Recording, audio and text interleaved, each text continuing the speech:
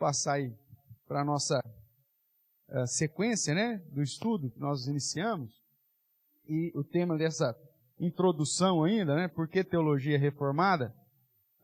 Eu vou rapidamente aqui relembrar alguns pontos e entrarmos aí na parte histórica, então, relacionados ao porquê de teologia reformada. Não sei se você observou, mas eu acredito que uns 30 anos para cá, começou muito a se falar em teologia reformada, né?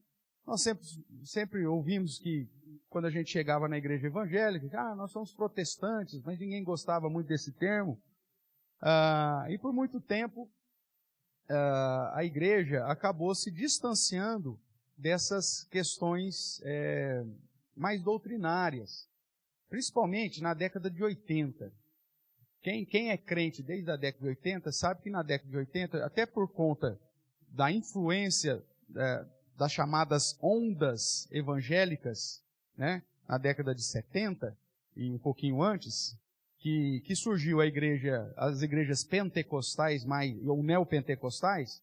Então você tem essa, que eles falam já de segunda onda, né, evangélica, onde nasce a Igreja Universal, Internacional, essas igrejas de linha neopentecostais, que falam sobre expulsão de demônios, depois prosperidade e tal. Então, a década de 80 acabou, de certa forma, sendo influenciada por essa onda, e aí até mesmo nas igrejas históricas, nas igrejas, né, protestantes, foi se dado um ênfase muito maior na perspectiva espiritual. Eu coloco aqui entre aspas, né, porque buscar a vida espiritual é importante, nós sabemos disso, mas foi colocado aí uma ênfase nessa questão da espiritualidade. Então, aí, o ressurgimento de busca dos dons carismáticos, e mesmo dentro das igrejas, então, históricas, o que aconteceu? Você teve vários movimentos em prol dessas experiências sobrenaturais com Deus, e a questão doutrinária foi ficando um pouquinho de lado. Você fala, olha, a Bíblia ensina tal coisa. Mas eu vivi isso. Eu tive essa experiência. Ninguém pode tirar isso de mim. Mas o problema é que aquela experiência se transformava na base da fé, mesmo que não tivesse amparo bíblico. E isso, então, conduziu a igreja a passar várias experiências. Talvez você, como membro de igreja presbiteriana um pouco mais antigo, vai se lembrar dos movimentos de renovação litúrgica. Então, aí começou a introduzir vários instrumentos que não tinha na igreja presbiteriana, né? Isso é até benéfico, né? Mas numa perspectiva de renovação. Até a década de 80, geralmente o que tinha na igreja presbiteriana ou era um órgão, né, de pedal, às vezes, que aí a organista já não precisava nem ir para academia, né? Porque só de ficar pedalando aquele órgão lá para fazer o som lá já resolvia o problema de varizes dela. Depois nós temos o piano, né? O piano foi introduzido, já foi um escândalo, porque tinha aqueles mais conservadores que diziam, não, piano é instrumento de cabaré, pastor. Onde esse negócio desse era usado lá na França, tal. E aí depois, então, veio os chamados corinhos, né? Então, isso aí já foi um avanço. Se tivesse ficado só nessa questão de agregar instrumentos litúrgicos, maravilha. O problema é que, com isso, acabou sendo introduzida uma série de práticas que não tem amparo nas Escrituras. Da onde surge? Aí vem as manifestações corporais, né, litúrgicas, né? Então, hoje nós vamos, inclusive, no culto nós fizemos um flashback aí do louvor, vamos cantar só música velha hoje, né? E aí são músicas velhas, e aí dentro dessas músicas, uma delas que nós vamos louvar o Senhor hoje é Quero Louvar-te, né? Lembra do Quero Louvar-te? Então, quero louvar-te, quero amar-te, quero servir-te, e o coro dela diz assim, as aves do céu cantam para ti, as feras do campo refletem o teu poder. Aí na década de 80 todo mundo ficava fazendo igual passarinho, né?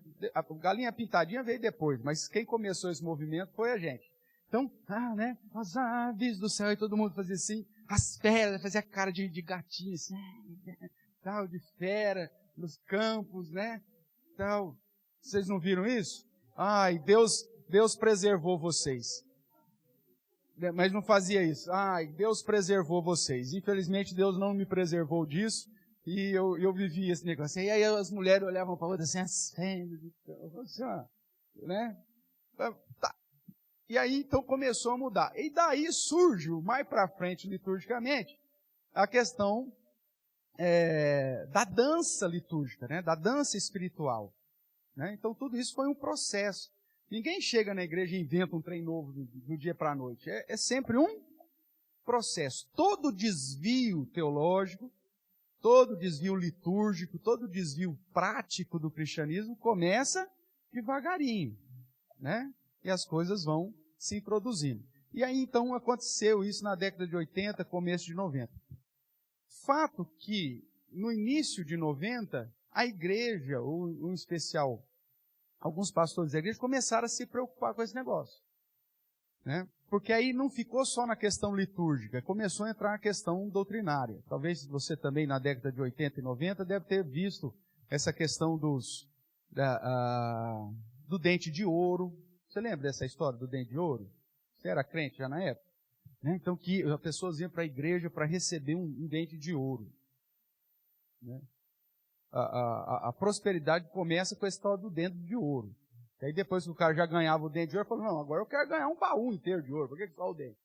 Né? E aí depois provou que aquilo lá não era nada disso e tudo mais.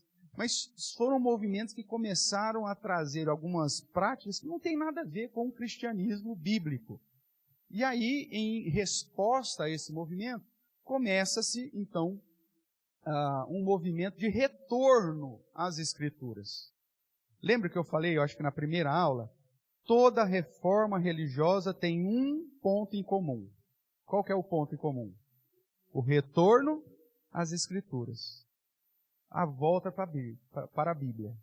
E aí, então, começa, na década de 90, a Igreja Presbiteriana, de um modo especial, já tinha investido na capacitação de alguns pastores, e esses pastores começam a voltar, né, da Alemanha, dos Estados Unidos, da África do Sul, já com mestrado, com doutorado na parte de teologia, e aí começa a reforçar os seminários presbiterianos com esse retorno às Sagradas Escrituras.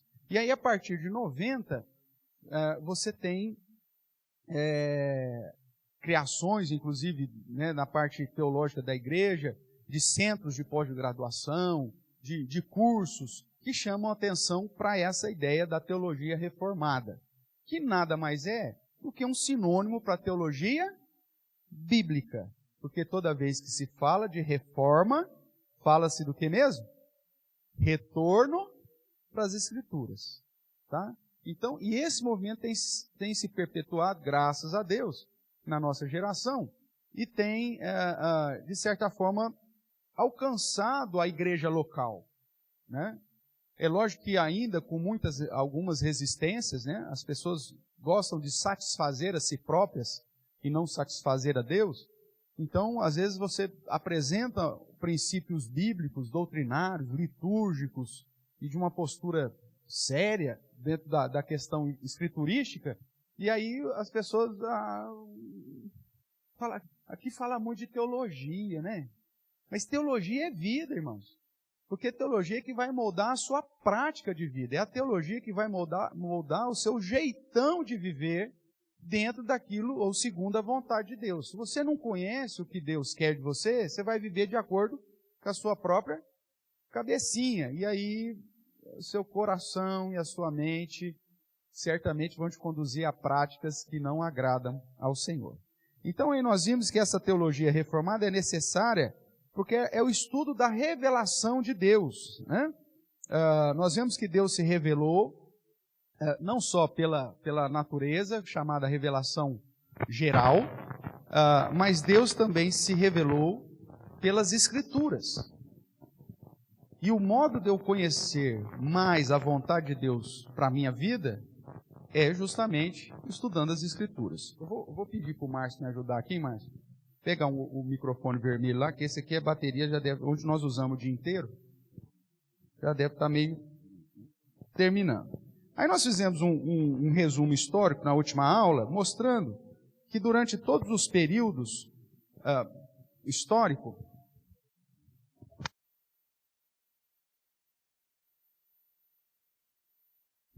som. Qualquer coisa você aumenta só um pouquinho o 3 lá, por favor. Então nós vimos que todos os períodos, o povo, as pessoas, né, que tinham conhecimento de Deus, elas recebiam essa revelação especial de Deus, e com o passar do tempo elas iam se desviando. Sempre foi assim. Até mesmo nos dias de Jesus, né, nós vemos que essa questão doutrinária já era um problema. E depois, na era chamada da Igreja Apostólica, nós vemos vários desvios teológicos sendo apresentados, e por isso que Paulo, inclusive, escreve as cartas pastorais para nos chamar a atenção disso. Eu convido você, então, para a gente começar propriamente a nossa aula, a abrir a palavra do Senhor nas cartas pastorais. Primeiramente, aqui em Tito.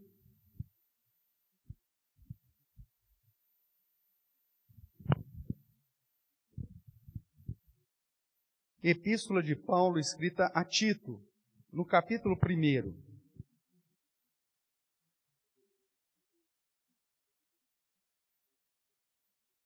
Ele vai dizer assim a partir do verso 5, irmãos. Por esta causa, está falando Paulo dizendo a Tito, né? Por esta causa te deixei aonde? Em Creta, uma ilha, né? Para que pusesses em ordem as coisas restantes, bem como em cada cidade lá da ilha de Creta, constituísses presbíteros conforme te prescrevi. E aí ele vai dar a relação das características pessoais, familiares e espirituais ou teológicas desses presbíteros. Então, ele escreve para ti dizendo, eu te deixei aqui em Creta para você colocar as coisas em ordem, organizar as igrejas aí em cada cidade dessa ilha, conforme eu te prescrevi. E ele vai dar um motivo para isso. Veja aí no verso 10. Por que ele então mandou Tito para constituir uma liderança santa, uma liderança correta, né, dentro do padrão bíblico em cada cidade? Ele diz, porque existem muitos insubordinados, palradores frívolos, ou seja, tagarelas, né, que não para de falar, enganadores, especialmente os judeus, ou seja, os da circuncisão, e é preciso o quê? Fazê-los calar, porque andam pervertendo casas inteiras, ensinando o que não devem, por torpe ganância. Foi mesmo dentre eles um profeta de discretência, sempre mentirosos, feras terríveis, ventos preguiçosos. Tal testemunho é exato. Portanto, repreende-os severamente para que sejam o quê? Sadios na fé. Então veja, desde o começo a igreja ela vai surgir com o problema de pessoas que, movidos por ganância, por soberba, por vaidade, vão acabar deixando os princípios da palavra de Deus para ensinar aquilo que não se deve. Para introduzir na igreja práticas que não têm base. E aí a visão de Paulo, o apóstolo Paulo, é que a liderança da igreja, que tenha um padrão estabelecido das características que a própria Bíblia diz, se levante para defender a fé e ensinar às pessoas o que realmente elas devem fazer e como elas devem viver, segundo a sã doutrina, ou seja, para serem sadios na fé. Então não existe uma igreja biblicamente saudável sem fidelidade bíblica. Não existe. E não existe nenhum indivíduo, nenhum crente fiel verdadeiramente sem conhecimento das Escrituras. Porque as nossas experiências, irmãos, elas muitas vezes produzidas pelo nosso próprio coração, elas são enganosas. E elas podem nos conduzir a experimentar algo que nem vem de Deus. O nosso tempo é tão perigoso que até mesmo os sinais são perigosos para os nossos tempos. Tanto que Jesus diz que bem-aventurado é aqueles que não viram, mas que creram. E por que é perigoso o sinal? Porque o período revelacional já terminou. Dá uma olhadinha comigo em 2 Tessalonicenses.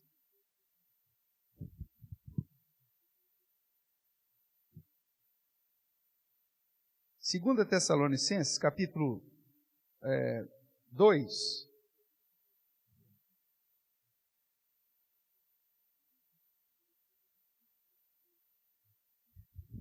A partir do verso 7, vamos lá. Todo o capítulo 2 vai falar a respeito da apostasia, da revelação do homem da iniquidade, o filho da perdição e tal. Mas a partir do verso 7, eu quero chamar a sua atenção para algumas questões.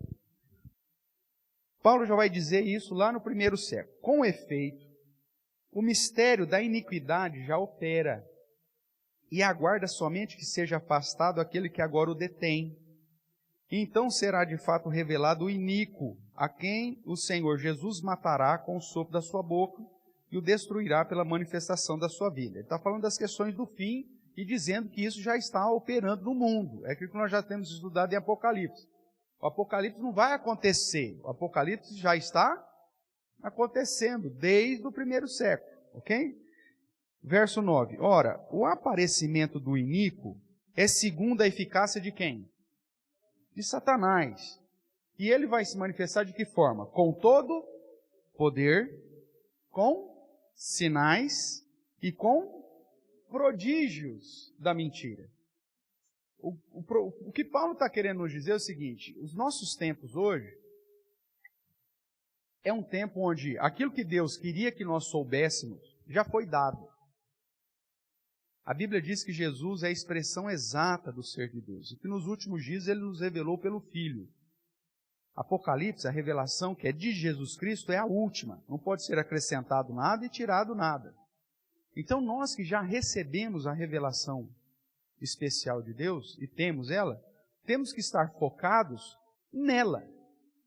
Porque se os nossos olhos estiverem focados em poder, em sinais e em prodígios, nós poderemos ser o quê? Enganados. Porque esse é o poder que está em operação no presente tempo. Continue a leitura comigo. Então, é segundo a eficácia de Satanás, com todo o poder, sinais e prodígios da mentira, e com todo engano de injustiça aos que perecem. E por que esses perecem? Porque não acolheram o amor da verdade para serem salvos. Marque aqui Tessalonicenses e vai comigo aqui para João 17:17.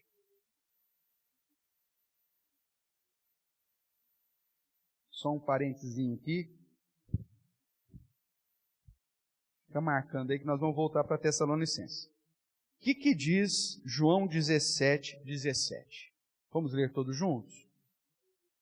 Santifica-os na verdade.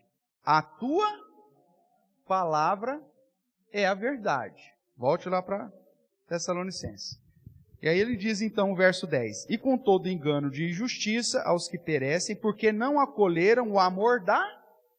O que é a verdade? A palavra, que é o próprio Cristo. Por isso que ele diz, eu sou o caminho e a verdade.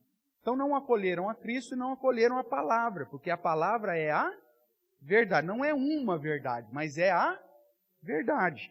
Então aqueles que não amaram, não acolheram o amor da verdade para serem salvos. Verso 11.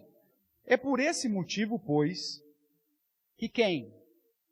Que Deus lhes manda a operação do erro para darem crédito à mentira, a fim de serem julgados todos quanto não deram crédito ao quê? O que é a verdade mesmo? A palavra. Antes, pelo contrário, deleitaram-se com a injustiça. Só existe um meio de você permanecer fiel a Deus nesses últimos anos, ou nesses últimos séculos que estamos vivendo. É acolher, temer e praticar a verdade. E qual que é a verdade?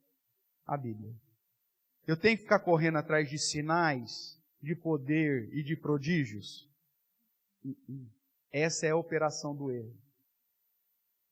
As pessoas estão atrás de sinais, de poderes e prodígios. Vamos na igreja tal, lá tem um profeta. Meu Deus, faz coisas lá que até Deus duvida.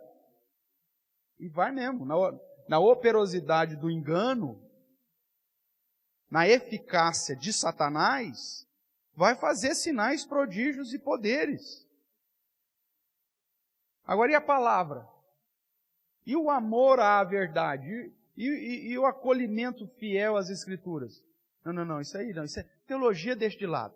Nós queremos poder, nós queremos sinais, nós queremos prodígio. É isso que as pessoas têm procurado na maioria das vezes. E Deus olha para a gente e fala o seguinte: você quer fazer a minha vontade? Acolha e ama a verdade. Ame a verdade. E Ele já disse que é a verdade.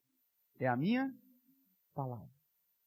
Então, sem estudo da teologia, sem estudo da palavra, sem retorno e sem conhecimento exaustivo das Escrituras, nós estaremos sujeitos a sermos o quê? Enganados.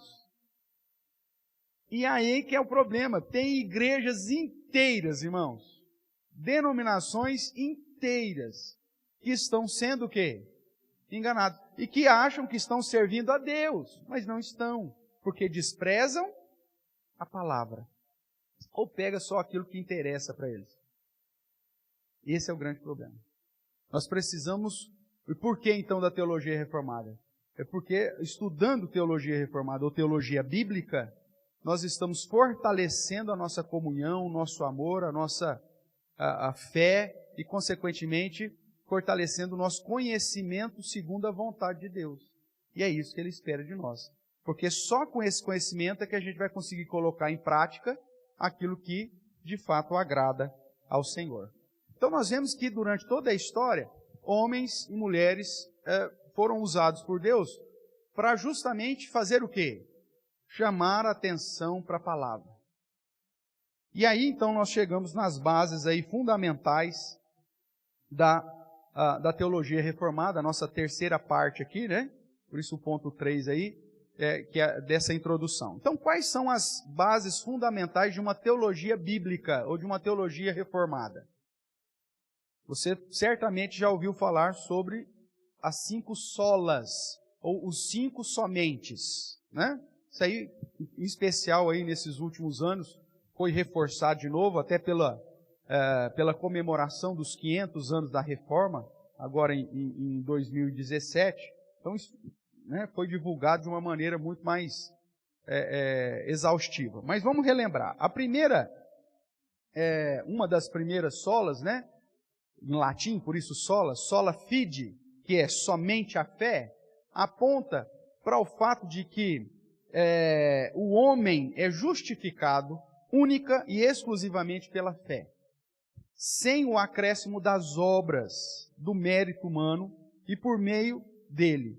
Então a tradição reformada sustenta que nós somos justificados mediante essa fé. Eu não preciso de nenhuma obra para ser justificado. A obra que foi realizada na cruz do Calvário é que me justifica. Abra a sua Bíblia lá em Romanos, capítulo 3.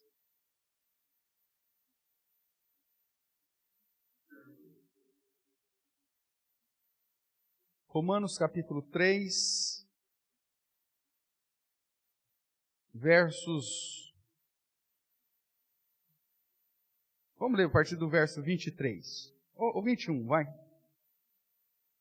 Mas agora, sem lei, se manifestou a justiça de Deus, testemunhada pela lei e pelos profetas. Justiça de Deus mediante o quê? A fé em Jesus Cristo para todos e sobre todos os que creem. Porque não há distinção. Que distinção? Não há distinção mais entre judeu e grego, ou judeu e gentil.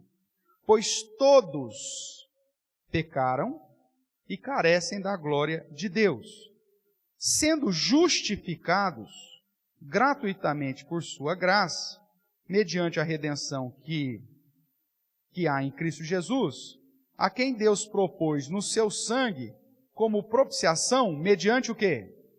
O que está escrito aí? Mediante a fé, para manifestar a sua justiça, por ter Deus, na sua tolerância, deixado os pecados anteriormente cometidos. Aí dando uma pulando aí alguns versículos, verso 28. Concluímos, pois, que o homem é justificado pela fé, independentemente das obras da lei. É lógico que é preciso aqui, a gente vai fazer isso mais para frente, uma distinção da lei. Quando nós olhamos para a lei de Deus, ela é dividida em 3 partes. Você tem a lei civil, que tratava lá da manutenção do povo judeu lá, quando acontecia qualquer situação lá do dia a dia deles. Você tem a lei cerimonial, que tratava de todas as questões religiosas, litúrgicas, né, cerimoniais, que Deus exigia do povo, e que nós sabemos que já foi cumprida em Cristo. E você tem a lei moral, que são os princípios éticos, morais, que Deus estabeleceu para o seu povo. Esse continua em vigor. Mas ele está dizendo que nem a prática disso é que me garante a salvação. Porque qual que é o objetivo da lei? É salvar?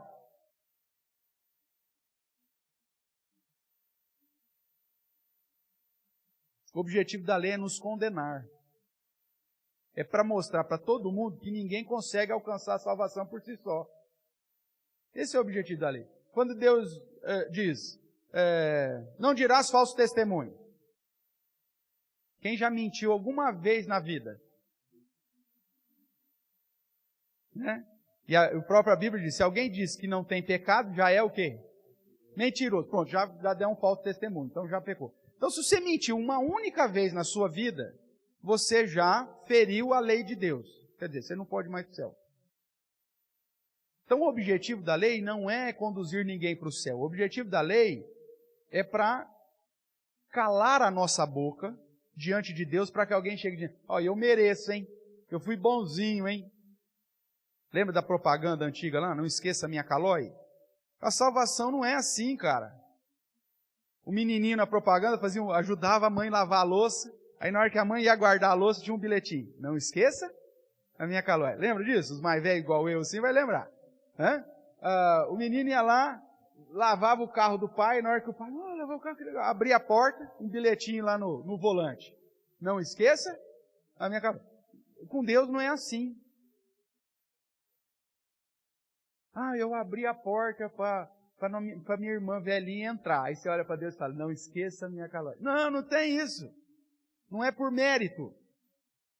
O objetivo da lei não é te salvar, mas é demonstrar que você é condenado. Todos pecaram e carecem da glória de Deus. Para ficar claro isso, veja o verso 19 aqui. De Romanos 3.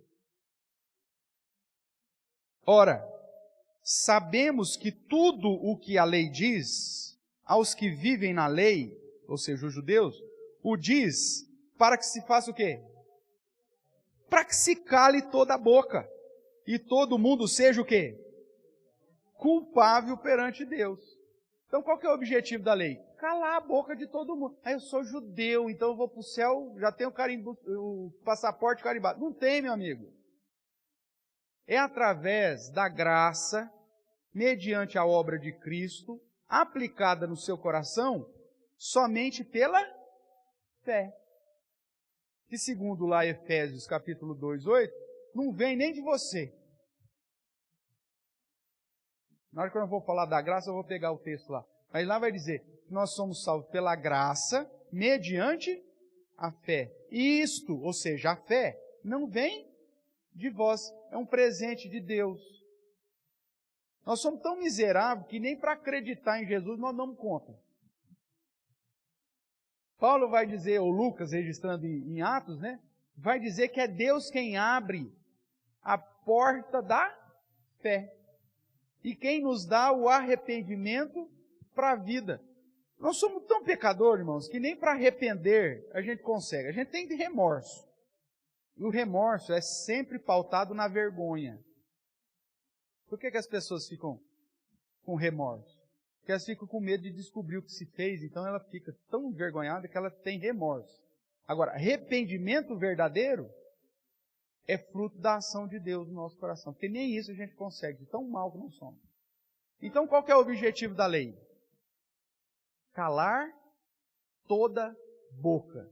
para dizer que todo mundo é culpado diante de Deus. Mas e as obras, pastor? As obras vão ser uma consequência da sua fé em Cristo. Você não faz boas obras para ser salvo. Mas pelo fato de ter sido salvo, você agora anda em boas obras. Então o cristão que entende isso, ele vai ser operoso, ele vai trabalhar, ele vai estar atuante na causa do Senhor? Vai. Mas para ser salvo? Mas porque ele já é salvo. Tudo bem? Você vai ver lá depois em Efésios, capítulo 2, esse jogo de palavras. O verso 8 e o verso 10. Paulo vai dizer, né, que não somos salvos pelas obras, mas somos salvos pela graça. Mas, uma vez salvos pela graça, somos enviados a fazer o quê? As boas obras. Tá? Na hora que nós chegar lá, a gente vai ver. Então, primeira base fundamental da teologia. Somente a fé. Como meio para que a salvação seja aplicada sobre nós. Então, qualquer teologia ou qualquer igreja que diz que você tem que fazer alguma coisa para ser salvo, já está fora das Escrituras. Guardar o sábado como esse ponto essencial para ser salvo, tem base bíblica? Não. Isso foi da lei cerimonial. Se Jesus cumpriu a lei cerimonial, pronto, acabou. Por isso que Paulo vai dizer, ninguém te julgue por causa de comida, bebida, por luas novas, por sábado. Porque não é o guardar o sábado que vai fazer você ir para o céu.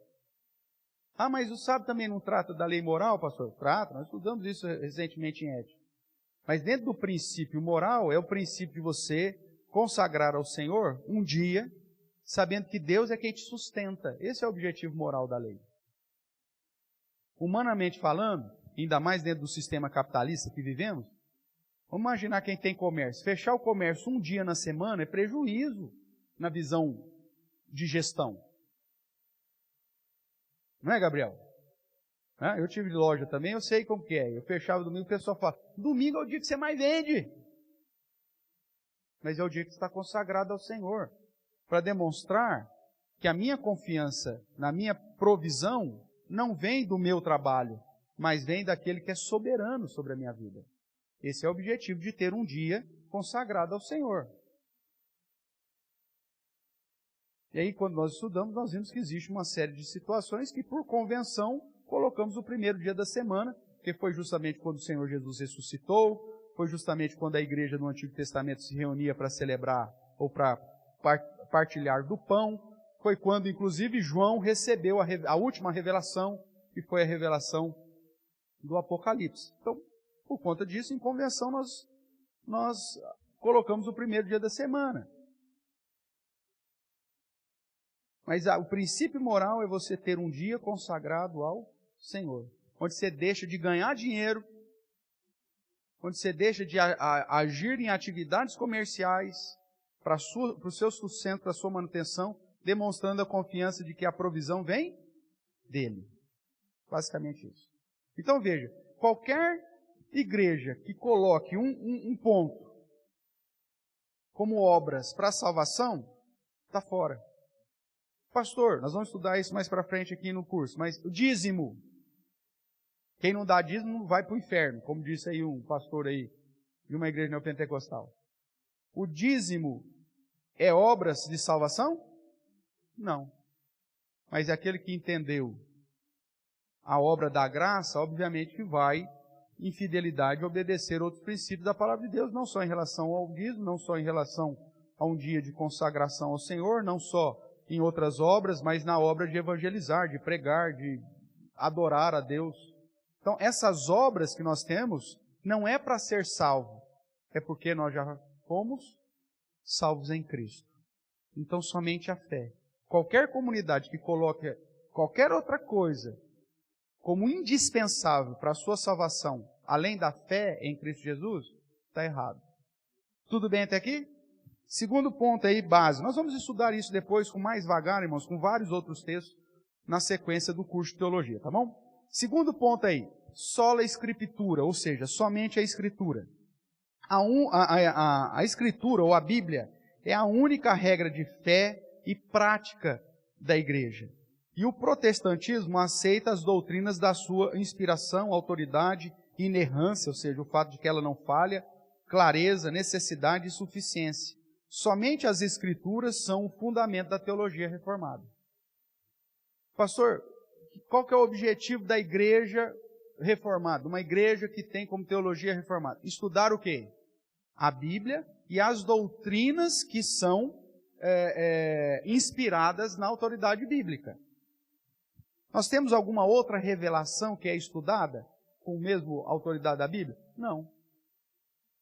Só que, baseado no que a Bíblia diz, nós podemos estudar doutrinas relacionadas que nasceram da revelação bíblica, para nos auxiliar, obviamente. Então você tem comentários, você tem estudos bíblicos, você tem uma série de coisas que vão te auxiliar a estudar as doutrinas. Mas todos esses comentários, estudos e tudo mais, tem que estar baseado onde? Nas Escrituras. Se um cara chega para você e fala assim, irmãos, hoje a nossa escola dominical, Deus me revelou num sonho um negócio novo aqui, fantástico, você vai ficar maravilhado, eu tenho aqui para te falar. Não está baseado na Bíblia não, mas olha, Deus falou comigo em sonho. O que você faz? Meu amigo. Ou como Paulo disse para Tito, é preciso fazê-los calar. Você fala, meu irmão, não conta seu sonho não. Meu irmão, valeu, obrigado. Pastor, valeu, brigadão. Se você não pode fazer o cara calar porque o cara é o pastor, então você levanta e vai embora. Porque não adianta você ouvir um negócio daquele. Como que é então? Fica lá ouvindo. Ninguém faz esse cara calar. E aí o cara fala, e aí o que acontece? Às vezes acontece o que ele fala. A própria Bíblia já disse que isso poderia acontecer. Só que aí aquelas pessoas, elas ficam ali para ver sinais, prodígios e poderes. E não por acolhimento do amor à verdade. Porque se eles tivessem amor à verdade, o que eles fariam? Faz isso não, nego. Prega a Bíblia aí. Vamos estudar as Escrituras. Não vem com essa história do sonho, não. Não vem com essa história aí do anjo atrás da porta. Anjo atrás da porta é um perigo, hein? Não vem atrás dela que teve uma luz no seu quarto. Não, a Bíblia já foi dada. O nosso amor é a verdade. É isso que nos rege. É isso que nos move. Sola Escritura. Somente isso. Pastor, mas eu fui, e eu passei, e eu vi, e um anjo falou comigo. Repreende em nome de Jesus. Porque a própria Bíblia diz que mesmo se um anjo aparecer te trazendo uma revelação diferente, seja anátema, seja amaldiçoado, seja rejeitado. Pô, mas o anjo era tão bonito, pastor. O que seja. Satanás não vai aparecer de vermelho, de chifre e tridente, ele vai aparecer bonito. Como Paulo já disse, como um anjo de luz. Você tem que estar firmado aonde? Na palavra. No que a Bíblia diz. Por isso estudar a Bíblia de um modo coeso, coerente com toda a revelação, não pegar um verso separado, é essencial para a sua vida cristã, para a sua qualidade como crente. Vamos pegar 2 exemplos aqui que eu sempre cito para reforçar. Vamos lá, abra sua Bíblia primeiro em Atos 16. Atos 16, verso 31. Deixa eu ver se é isso mesmo.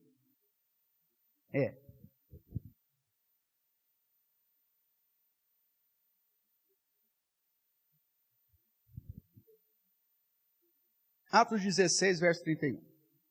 Respondeu-lhe, crê no Senhor Jesus e serás salvo, tu e tua casa. Pastor, está na Bíblia. Está na Bíblia. Crê no Senhor Jesus e serás salvo, tu e tua casa. Eu tenho lá um filho lá miserável, ou uma filha lá pervertida. Mas eu creio, pastor, e ela vai ser salva.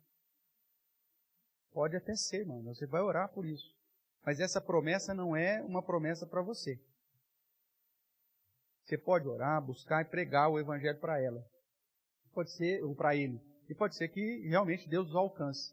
Mas não por causa dessa promessa. mas por causa da pregação e da ação do Espírito Santo sobre a vida dele. Eu já vi isso acontecer uma vez num velório. Uma irmãzinha, um filho entrou para o crime e tinha acho que 22 anos, sei lá, 24 anos, foi morto pelos próprios traficantes. Aí, no velório, o pastor pentecostal lá chegou para ela e falou assim: minha irmã, não chora não. Chora não. Porque a palavra do Senhor diz que crê no Senhor Jesus será salvo tu e tua casa. A senhora crê que no Senhor Jesus? A irmã, claro, tinha perdido. Claro, crê em Jesus. Então ele está com o Senhor. Deus me revelou.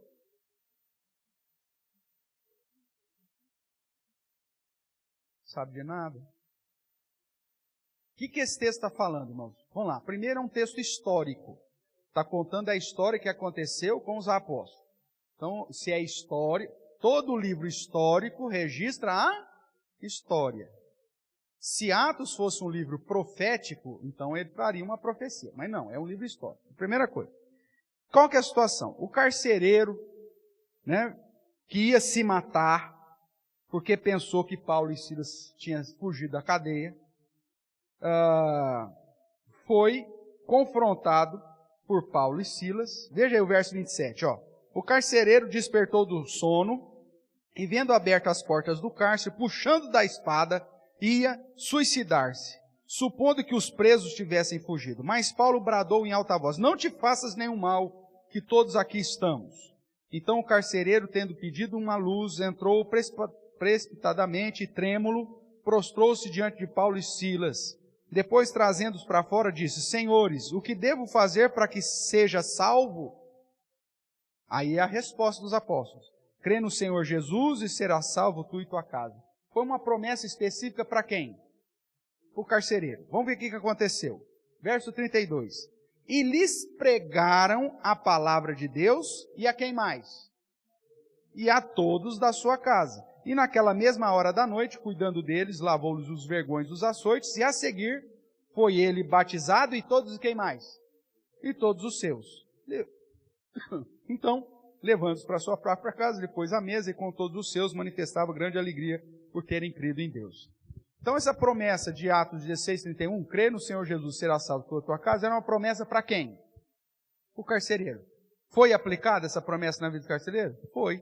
Tanto que pregou a palavra para ele, converteu ele, todos da sua casa, e todos da sua casa, inclusive, foram batizados. Acabou, meu amigo.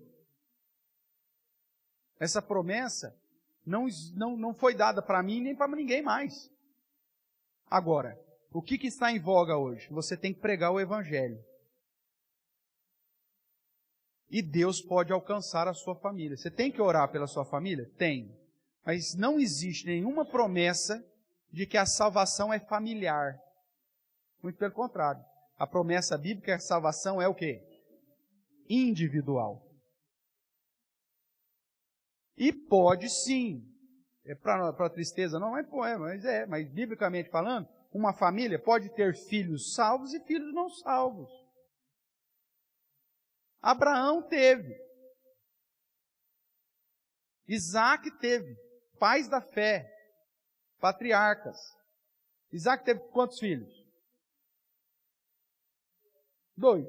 Quais foram os filhos de Isaac? Esaú e Jacó. Qual que foi salvo? Jacó foi salvo. E Esaú? Não foi. A própria Bíblia diz que não foi. Por conta do quê? Por conta das consequências do pecado e da mistura da descendência eleita com a descendência preterida. É nesse sentido que eu entendo Gênesis capítulo 6, né? Que nós vamos estudar mais para frente também, mas quando diz lá, primeiro, sobre os descendentes de Adão, que exalta Enoque, a 7ª geração, que nem passou pela morte, foi direto para o céu, e o descendente de Caim, que exalta Lameque, a maior tranqueira que se viu na face da terra. Tudo bem? Então nós tínhamos a descendência dos filhos dos homens, que é chamada a descendência de Caim, e as descendências dos filhos de Deus, que é a descendência chamada descendente de Adão. Se você fala, mas aqui esses filhos de Deus não são os néfilins, os anjos, não sei o quê, como muitos teólogos defendem por aí. Meu amigo, Jesus morreu pelos homens, morreu por híbridos.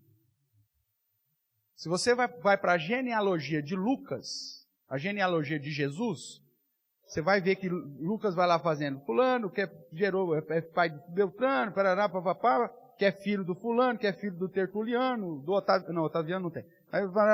Aí chega lá, 7 filhos de Adão, filho de Deus. Olha, quem que é o pai de Adão? Abra lá então, vai lá para mim, Lucas. Meu Deus, hein? Eu vou matricular vocês lá no berçário, hein? Para aprender as coisinhas lá das crianças. Vamos lá. Lucas capítulo... Cadê?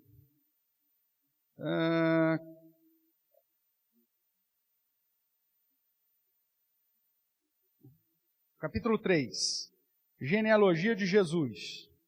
Verso 38. A genealogia de Lucas, ela é de trás para frente, e provavelmente ela dá ênfase na linha materna. Quando Mateus, provavelmente dá ênfase na linha paterna, porque José e Maria eram da mesma tribo de Judá. Todos eram descendentes, inclusive os dois, eram descendentes de Davi. Tá? Mas é outra questão, mais para frente na fala. Mas vamos lá no verso 38. Então Cainã, filho de Enos, Enos, filho de Sete, e este, ou seja, Sete, filho de quem? Filho de Adão, e Adão, filho de Deus. Filho de Deus. Então, quando você vê lá em Gênesis, que os filhos dos filhos de Deus se engraçaram com as filhas dos filhos dos homens, eu, pastor Everton, defendo que não é Néfilins, não é os anjos caídos, esses filhos de Deus. Mas esses filhos de Deus é a descendência de Adão, que é chamado de filho de Deus. E o filho dos filhos dos homens é a descendência de Caim, porque até então você tinha duas descendências. A descendência dos filhos de Deus, eleita, e as descendências dos preteridos. Caim. Abel fazia parte, mas morreu, então Adão teve outro filho chamado Sete, e é esse que é contado na genealogia. O problema no capítulo 6 que acontece? Os filhos dos filhos de Deus se casam com as filhas dos filhos dos homens, e vice-versa. Até esse momento, irmãos, você tinha duas gerações distintas, os salvos e os preteridos. Quando começa o casamento entre eles, o que acontece? Misturou o negócio.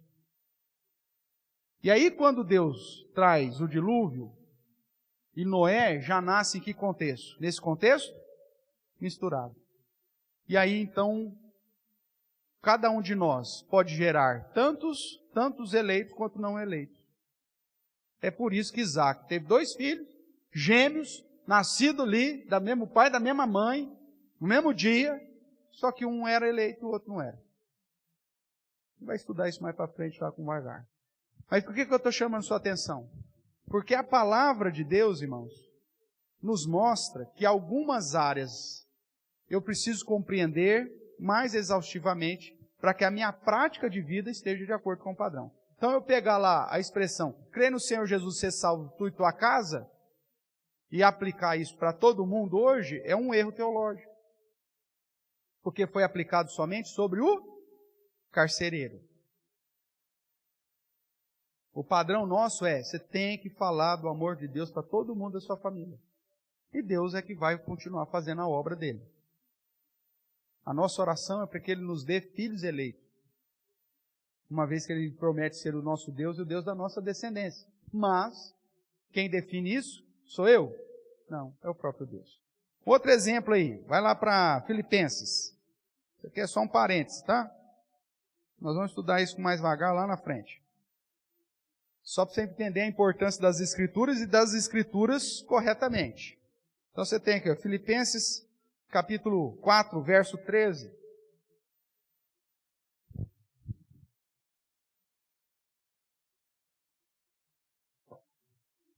Diz assim: tudo posso naquele que me fortalece. Você já ouviu isso aí? Talvez até já comprou adesivo, colou lá no carro, lá, né? Na década de 80 fazia isso também. Tal. Tinha um adesivão assim, chamava Sal e Luz, a editora. Um azulão assim, ó. Quem tinha Fusca ficava cego, quase não enxergava, porque o adesivo era enorme. Aí tinha lá, tudo posso naquele que me fortalece. E geralmente esse versículo é usado hoje como estratégia motivacional.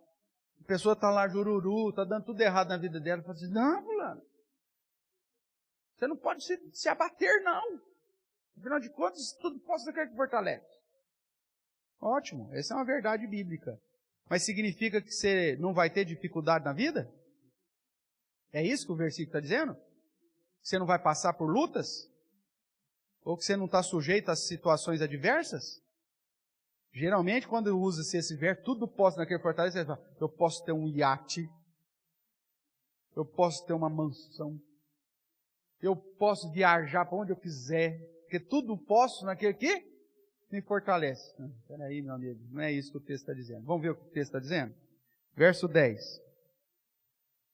Alegrei-me sobremaneira no Senhor, porque agora uma vez mais renovastes a meu favor o vosso cuidado, o qual também já tinha antes, mas nos faltava oportunidade. Digo isso não por causa da... Oi, Paulo era pobre? Sim. Digo isso não por causa da pobreza. Ele estava passando por um momento de pobreza. Porque aprendi a viver contente em toda e qualquer situação. Tanto sei estar o quê? Humilhado, como também ser honrado.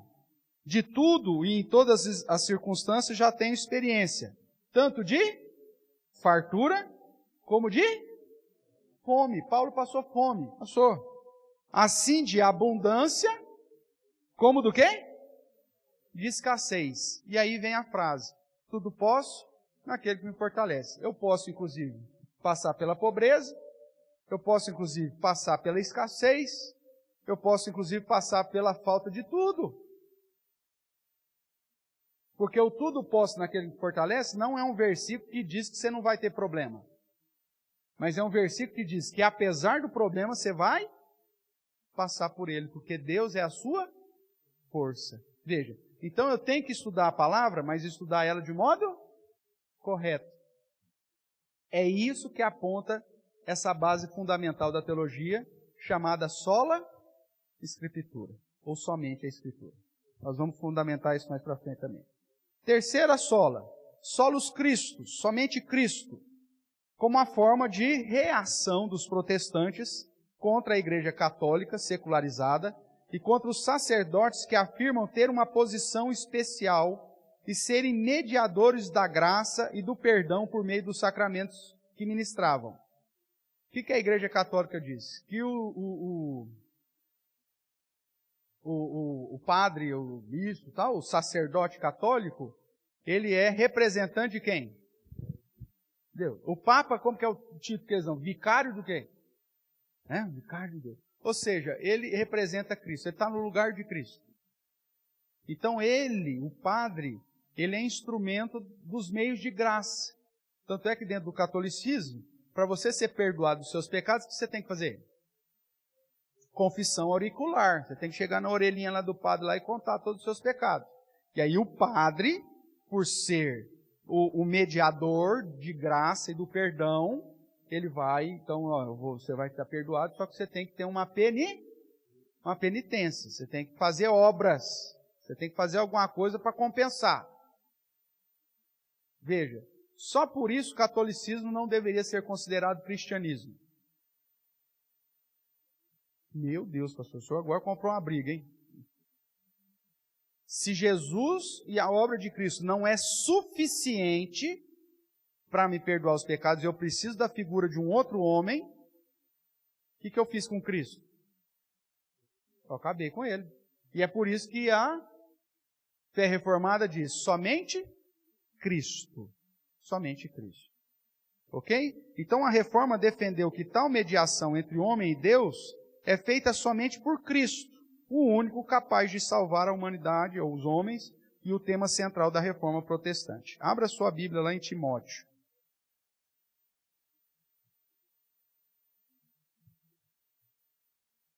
1 Timóteo capítulo 2, verso 5.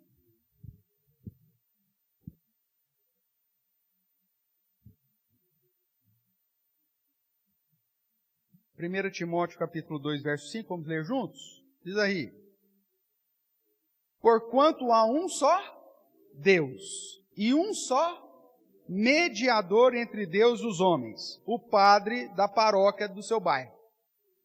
É isso que está escrito aí? Não. Só existe um mediador entre Deus e os homens, Cristo Jesus encarnado, Cristo Jesus homem. Solos Cristo, somente Cristo. Ninguém mais é mediador. É isso que está te ensinando. Então, dentro da base da doutrina bíblica ou reformada, então Jesus é o nosso único Salvador e mediador.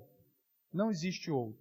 Por isso que Hebreus vai dizer que com o seu sangue ele abriu um novo e vivo caminho que me permite com ousadia me achegar ao trono de quem? Ao trono de Deus. Eu não preciso do padre. Eu sou sacerdote em Cristo Jesus. Você é sacerdote em Cristo Jesus. Todos os que creem. 1 Pedro 2,9 vai dizer isso. Nós somos raça eleita, povo de propriedade exclusiva, sacerdócio real, nação santa. Lembra disso? Então todos nós somos sacerdotes. E Cristo é o nosso sumo sacerdote. Da ordem de quem mesmo? De Melquisedeque. Você já está afiado nesse negócio, hein? Maravilha. Então veja, nós como sacerdotes podemos nos apresentar a Deus, adorar a Deus, através da mediação única e exclusiva de Jesus Cristo. É isso que a teologia reformada diz. Na teologia romanista, você não tem essa mediação. A obra de Cristo não é suficiente. Aí você fala, mas você está falando só do católico, tem crente que também crê nisso. Verdade. Quando você vai numa igreja evangélica que tem culto de libertação, o que o infeliz está falando para você? Que a obra que Jesus Cristo realizou na cruz não foi suficiente, então você precisa do pastor quebrar a sua maldição. A Bíblia diz, conhecereis a verdade, e a verdade vos libertará. Quem que é a verdade mesmo? É a palavra e é o próprio Cristo. Cristo é o Logos, é a palavra. Então conhecer Jesus, ou conhecer a sua palavra, e essa vai te libertar. A Bíblia diz também que aqueles que estão em Cristo são nova criatura. As coisas velhas se passaram. E aquele que é nascido de Deus, também vai dizer em 1 João 5, que aquele que é nascido de Deus, Jesus, ou aquele, nos guarda, e o maligno não nos toca. Então qual que é a verdadeira libertação que um crente pode receber? Quando ele se converte. No momento da sua conversão, a Bíblia diz que o Espírito Santo vem e te sela. Se você está em Cristo, então você conheceu a verdade, e essa verdade já te libertou. Se você está em Cristo, você é nova criatura. As coisas velhas já passaram. Ai, pastor, é que o senhor não sabe as coisas que eu fiz. Eu imagino, mas mesmo que foi tudo aquilo mesmo, é nova criatura. E se você é nascido de Deus, o maligno não lhe toca. Então por que você precisa de culto de libertação? Fala para mim. Você vai nessas igrejas que enfatizam. Não, você precisa fazer a campanha. A campanha dos 822. É só para não falar os 318, porque senão a gente pode, né? Só para não. Então, a campanha. Ou então a campanha dos 65 domingos. Se você faltou num, perdeu a salvação e o diabo volta 7 vezes pior. Já pensou uma coisa dessa? Espera aí, meu amigo, Jesus morreu na cruz à toa. Se é o culto de libertação que me liberta, o que Cristo fez na cruz? Foi insuficiente? Jesus é menos poderoso do que o pastor lá, ou os 300, não sei quantos, valentes lá da igreja seja eu da onde? Não. Solos Cristo, Ele é suficiente, a sua obra é suficiente. A igreja se reúne através da mediação de Cristo para adorar e servi-lo. Somente Cristo. Tudo bem até aqui? Então esse terceiro ponto. Quarto ponto aí, ou base fundamental da teologia reformada. Somente a graça. Aí sim, agora eu te convido a abrir lá em Efésios, capítulo 2. Então, somente a graça diz respeito a tudo que o homem possui. Ou seja, trata da graça comum de Deus, mas trata também da graça especial, que é a salvação. E em especial a salvação que é dada pela graça somente. Essa graça especial somente, por meio da qual o homem é escolhido, regenerado, justificado, santificado, glorificado, dotado, ou seja, recebe dons, talentos para o serviço cristão e alvo das bênçãos de Deus. Então veja aí Efésios capítulo 2, para ficar claro aí, um pouquinho sobre a graça. Verso 1 primeiro. Ele vos deu vida, estando vós o quê? Mortos. Nós estávamos mortos espiritualmente. Nós não podíamos nos achegar a Deus, porque estava todo mundo morto. O que o morto faz? Espiritualmente, né? Porque nós estamos mortos espiritualmente. Estava vivo fisicamente, mas morto espiritualmente. Então, o que o morto faz? Nada. Todas as suas tentativas de chegar a Deus são vazias.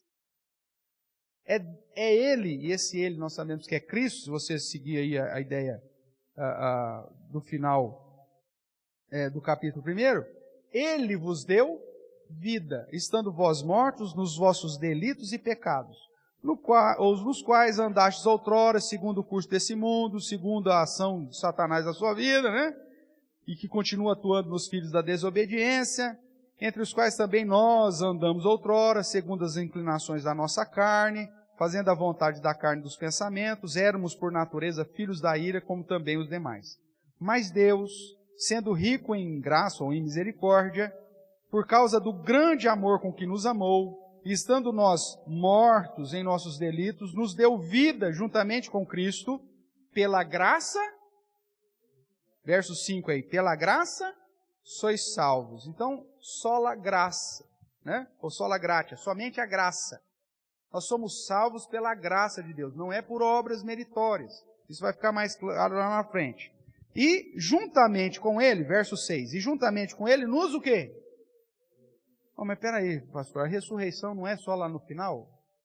O que Paulo já disse que Ele nos ressuscitou?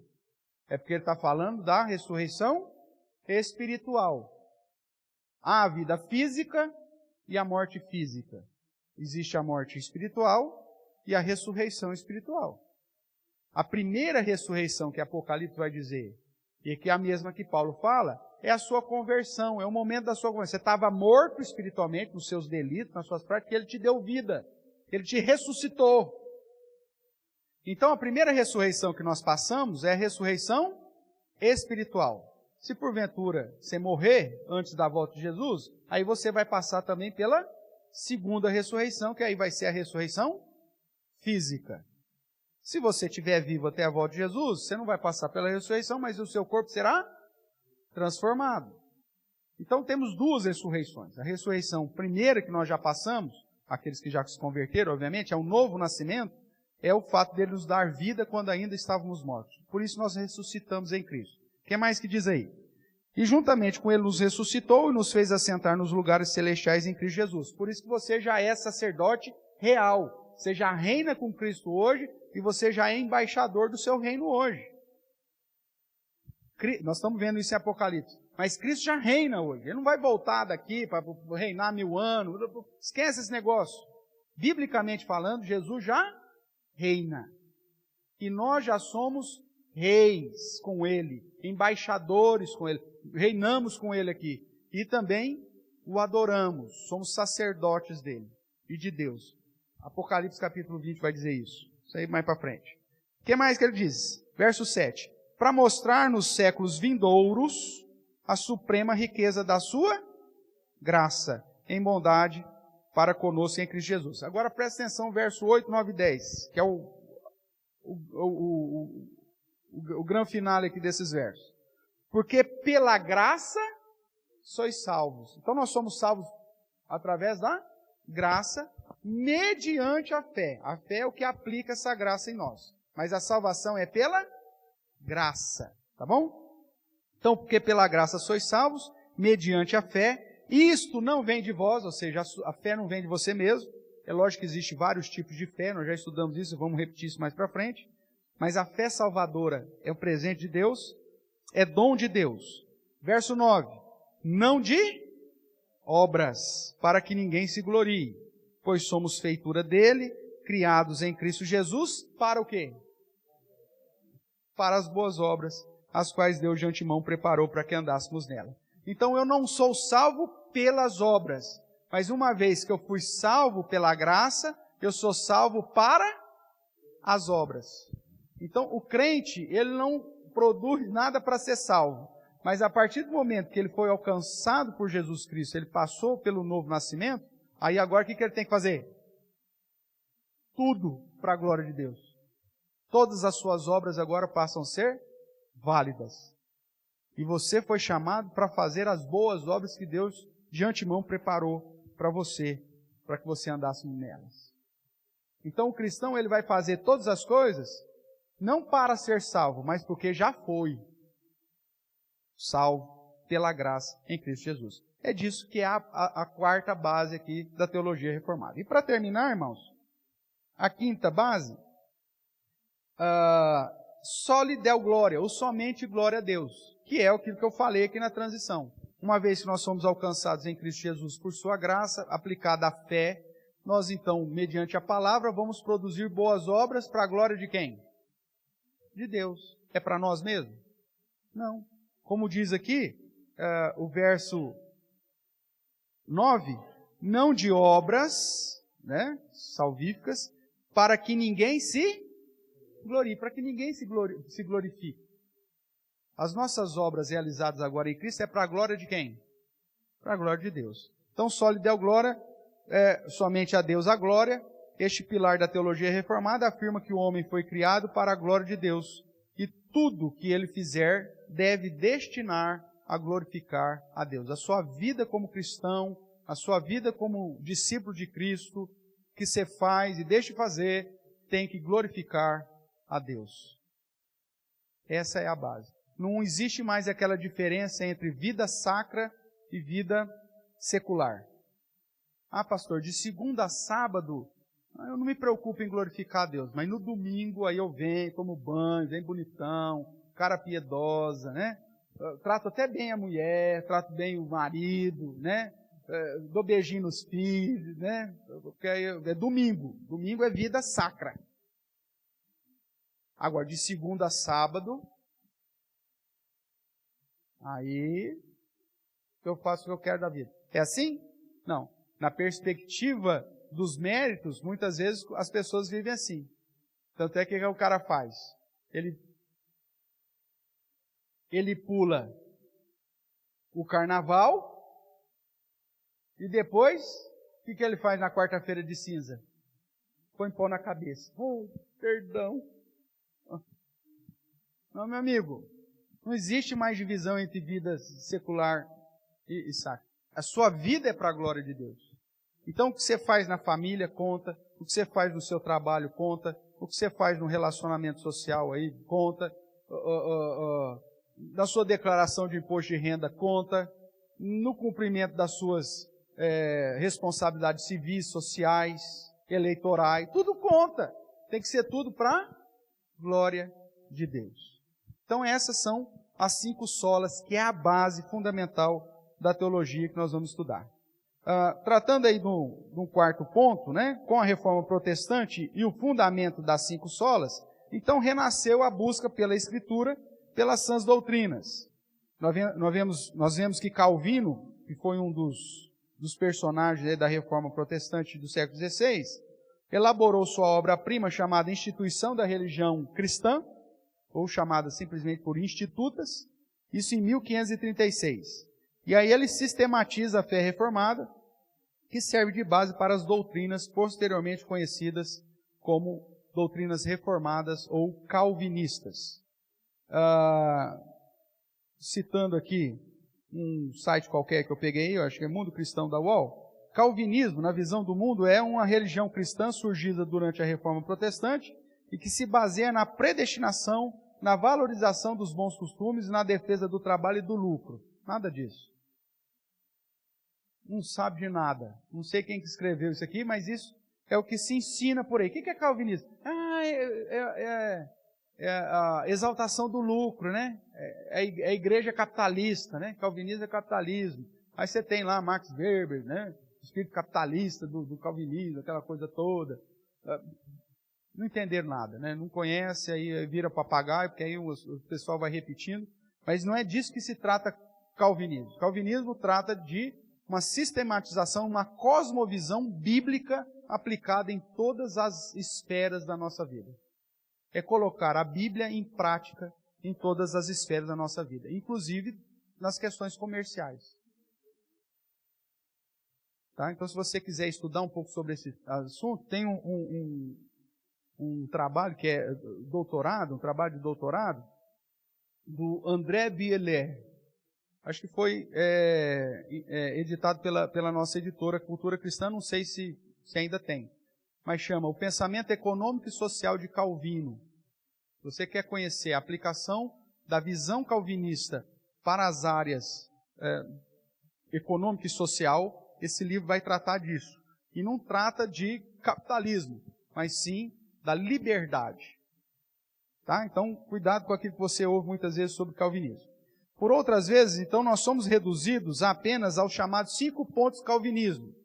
Tem as 5 solas, os 5 pontos do calvinismo. O que é calvinismo? Sim, aquele negócio de predestinação, né? É um negócio assim. Mas os 5 pontos de calvinismo, nós vamos estudar mais para frente, trata apenas da doutrina da salvação. E foi uma resposta a um desvio doutrinário que punha no mérito do homem o destino da sua própria salvação, que é chamado de arminianismo. O Sínodo de Dort, Calvino já tinha morrido há muito tempo, mas se reúne um concílio e define as doutrinas ou os pontos relacionados à doutrina da salvação, que depois fica conhecido como sendo os 5 pontos de calvinismo. Então, na verdade, calvinismo é muito mais do que predestinação e de que valorização de bons costumes ou do trabalho e do lucro, né? É uma cosmovisão bíblica para todas as esferas da vida. Baseado, então, nisso, a própria igreja, durante o tempo, foi produzindo algumas confissões de fé, que nós já até citamos aqui. Então, você tem a primeira aí, a Confissão de Augsburgo, de 1530, né, pelos luteranos. Depois você tem, em 1558, a Confissão de Fé de Guanabara, que foi escrita no Brasil, primeiro escrito protestante no Brasil, de todo o continente americano. Depois, 1559, a Confissão de Fé francesa, ou gaulesa, ou La Rochelle. Depois você tem, em 1560, já com participação de John Knox, que é o pai do presbiterianismo, a Confissão de Fé escocesa. Depois, 1561, a Confissão de Fé belga. Depois, em 1563, de Heidelberg. E depois a segunda Confissão Helvética. Depois você tem os Cânones de Dort em 1619, que é o que define os 5 pontos do calvinismo. A Confissão de Fé de Westminster de 1646, que é a que nós utilizamos como base da nossa, como símbolo da nossa fé. Então, qual que é a confissão de fé que a Igreja Presbiteriana aceita e está em vigor? É a Confissão de Fé de Westminster, que também se divide no Catecismo Maior de Westminster e no Breve Catecismo de Westminster. A última declaração que a gente aceita, né, que faz parte, é a Declaração de Cambridge, de 1996, que é uma declaração que diz o seguinte: gente, voltemos para as 5 solas. Basicamente isso. Por quê? Porque é aquilo que eu te falei no início. Na década de 70, 80, infelizmente deu-se uma ênfase em espiritualidade e se esqueceu da teologia. Aí, em 96, fez-se um congresso mundial das igrejas confessionais para chegar à seguinte conclusão: nós precisamos voltar para as Escrituras, para os 5 solas, para as bases fundamentais da reforma. E é isso, então, que nós nos propomos a estudar a partir de agora. Então, por que teologia reformada?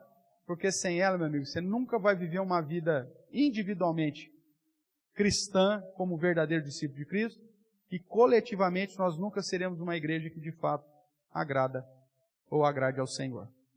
Precisamos conhecer a teologia bíblica, o ensino da palavra, para o nosso próprio bem e para o bem das gerações futuras aí que o Senhor mesmo nos der. Amém? Assim a gente termina a introdução, irmãos, ou pelo menos a primeira parte dela. Semana que vem a gente vai começar a segunda aula, que trata, pastor, se há então uma só Bíblia, se já há uma base doutrinária, os 5 solas, que já define bem os fundamentos do entendimento bíblico, por que existem tantas igrejas? Quer saber? Semana que vem.